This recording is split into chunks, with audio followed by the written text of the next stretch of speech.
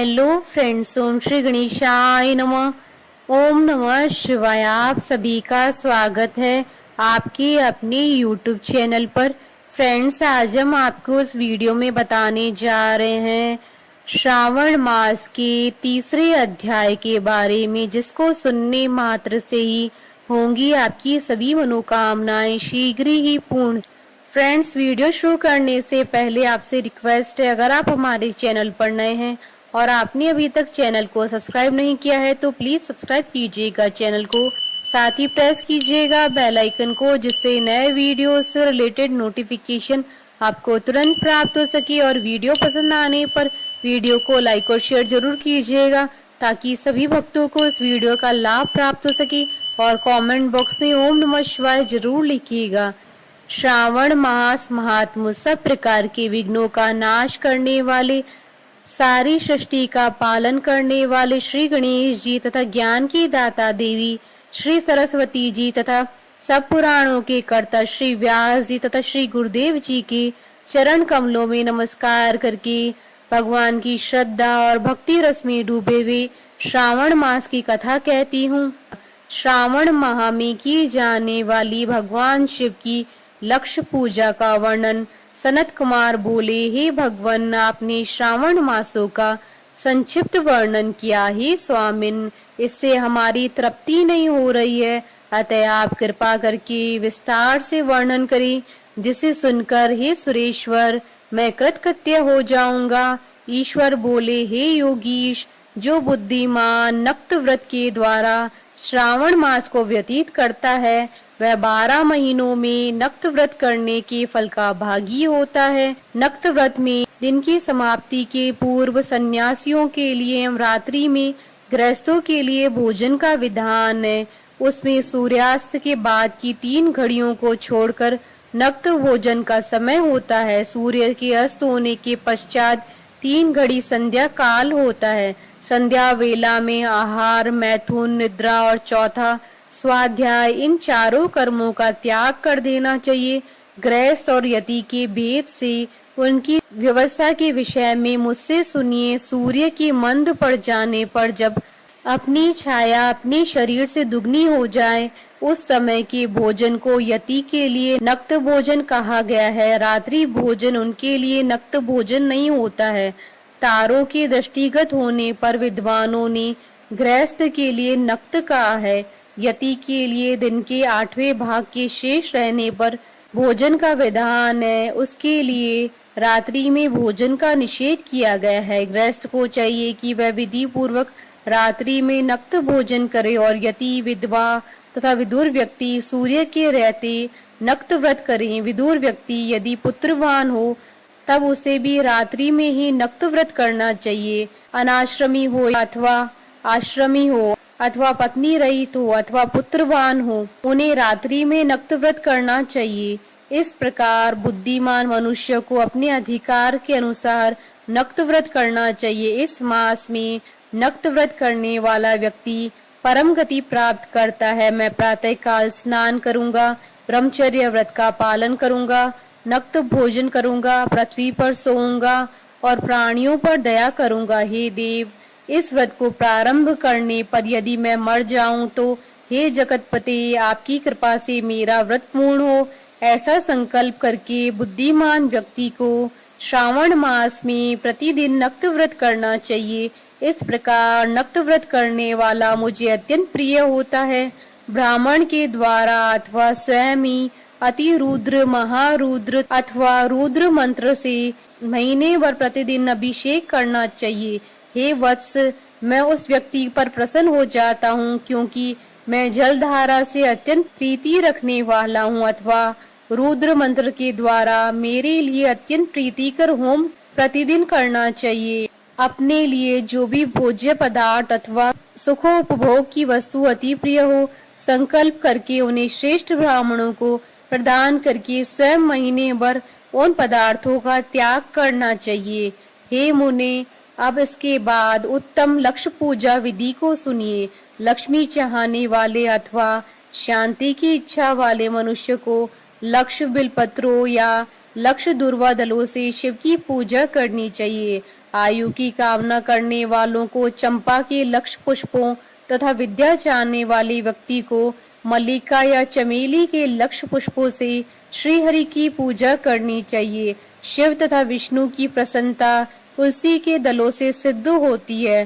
पुत्र की कामना करने वालों को कटेरी के दलों से शिव तथा विष्णु का पूजन करना चाहिए। बुरे स्वप्न की शांति के लिए धान्य से पूजन प्रशस्त होता है। देव के समक्ष निर्मित किए गए रंगवल्ली आदि से विभिन्न रंगों से रचित पद्म, स्वास्तिक और चक्र आदि से प्रभु की पूजा करनी चाहिए। इस प्रकार सभी मनोरथों की सिद्धि के लिए सभी प्रकार के पुष्पों से यदि मनुष्य लक्ष्य पूजा करे तो शिव जी प्रसन्न होंगे। तत्पश्चात उद्यापन करना चाहिए, मंडप निर्माण कराना चाहिए और मंडप के त्रिभाग परिमाण में वेदिका बनानी चाहिए। तदंतर पुण्यावाचन करके आचार्य का वर्ण करना चाहिए और उस मंडप में प्रविष्ट होकर गीत तथा वाद्य के शब्दों और तीव्र वेद ध्वनि से रात्रि में जागरण करना चाहिए। वेदिका के ऊपर उत्तम लिंग तो भ्रत बनाना चाहिए और उसके बीच में चावलों से सुंदर कैलाश का निर्माण करना चाहिए। उसके ऊपर तांबे का अत्यंत चमकीला तथा पंच पल्लव युक्त कलश स्थापित करना चाहिए और उसे रेशमी वस्त्र से वेष्टित करना चाहिए। उसके ऊपर पार्वती पति शिव की स्वर्णमय प्रतिमा स्थापित करनी चाहिए। तत्पश्चात पंचामृत पूर्वक धूप दीप नैवेद्य से उस प्रतिमा की पूजा करनी चाहिए और गीत वाद्य नृत्य तथा वेद शास्त्र तथा पुराणों के पाठ के द्वारा रात्रि में जागरण करना चाहिए। इसके बाद प्रातः काल भली भांति स्नान करके पवित्र हो जाना चाहिए और अपनी शाखा में निर्दिष्ट विधान के अनुसार वेदी का निर्माण करना चाहिए।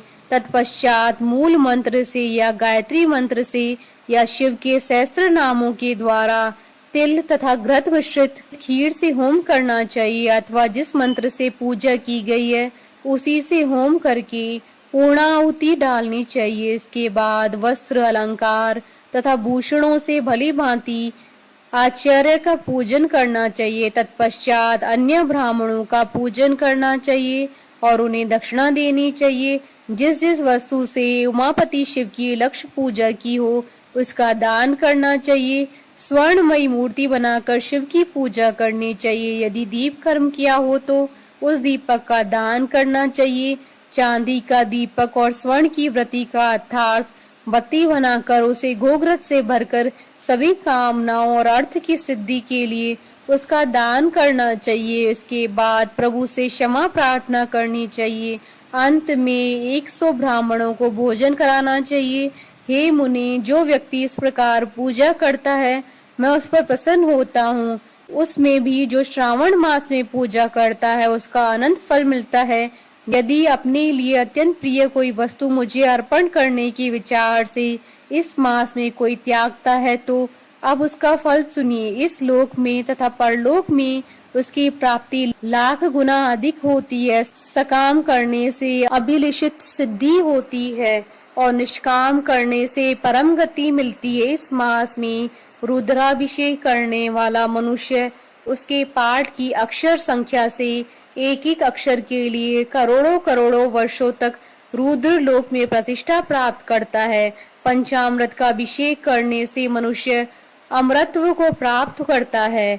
इस मास में जो मनुष्य भूमि पर शयन करता है उसका फल भी सुनिए। हे द्विज श्रेष्ठ, वह मनुष्य 9 प्रकार के रत्नों से जड़ी हुई सुंदर वस्त्र से आच्छादित बिछे हुए कोमल गद्दे से सुशोभित देश तकियों से युक्त रम्य स्त्रियों से विभूषित रत्न निर्मित दीपों से मंडित तथा अत्यंत मृदु गरुड़ाकार प्रवाल मणि निर्मित अथवा हाथी दांत की बनी हुई अथवा चंदन की बनी हुई उत्तम तथा शुभ शैया प्राप्त करता है। इस मास में ब्रह्मचर्य का पालन करने से वीर्य की दृढ़ पुष्टि होती है।